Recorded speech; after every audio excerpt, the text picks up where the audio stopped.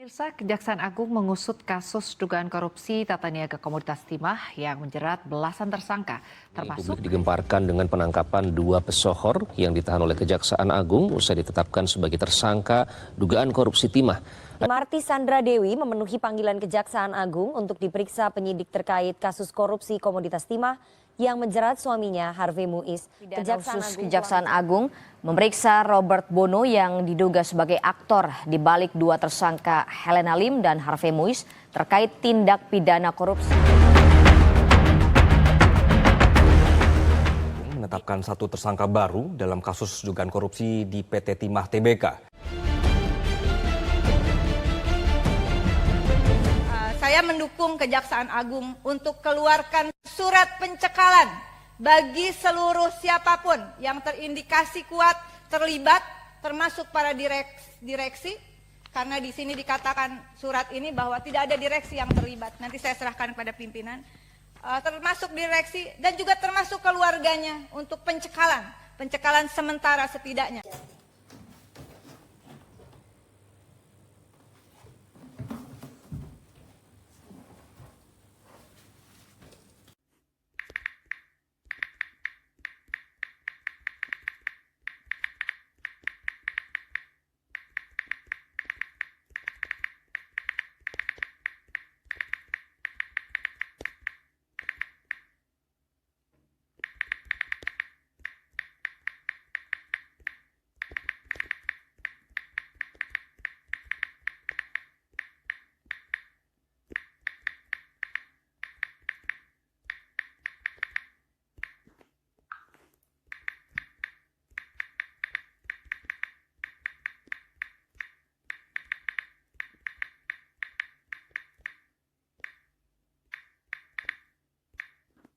Perkara dugaan korupsi pengolahan timah pada wilayah izin usaha pertambangan PT Timah Tbk tahun 2015 hingga 2022 dinilai merugikan negara sebesar 271 triliun rupiah.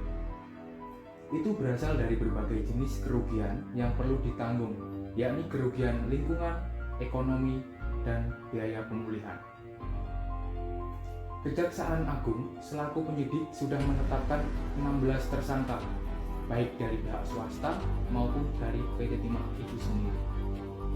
Kasus MA ini turut menyeret nama-nama populer seperti suami dari aktris Sandra Dewi, Harvey Muiz, dan Evina Lim. Perempuan yang dikenal sebagai pendiri Pantai Indah Kapuk, salah satu saksi ahli penyidik akademisi dari Fakultas Kehutanan dan Lingkungan di IPB University, Bambang Hero Saharjo, menyebut kasus timah sepanjang 2015 hingga 2022 telah menyebabkan kerugian 271 triliun rupiah.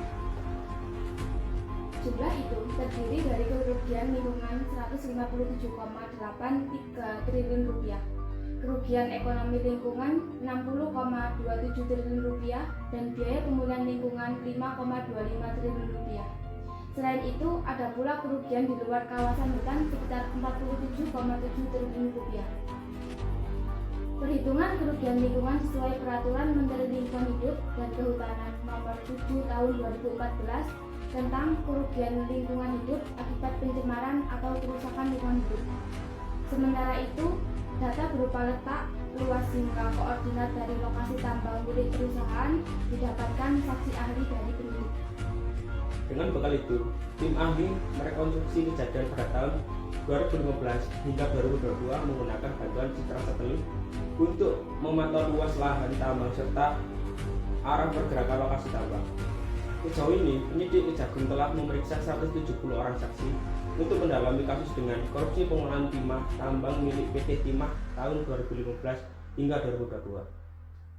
Penyidik sudah menetapkan 15 orang tersangka dugaan korupsi serta 1 orang tersangka kasus perintangan penyidikan dalam perkara yang berkaitan dengan tata kelola tambang timah tersebut. Harvey Muiz merupakan tersangka ke-16 dalam kasus tersebut.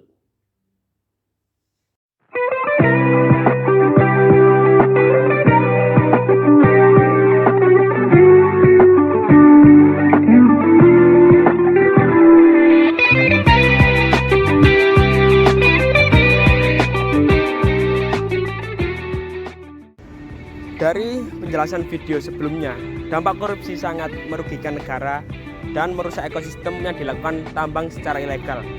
Korupsi hanya menguntungkan salah satu pihak tanpa memikirkan jangka ke depannya, serta korupsi hanya menguntungkan bagi pihak yang terkait hanya untuk mendapatkan kekayaan, kesenangan secara instan.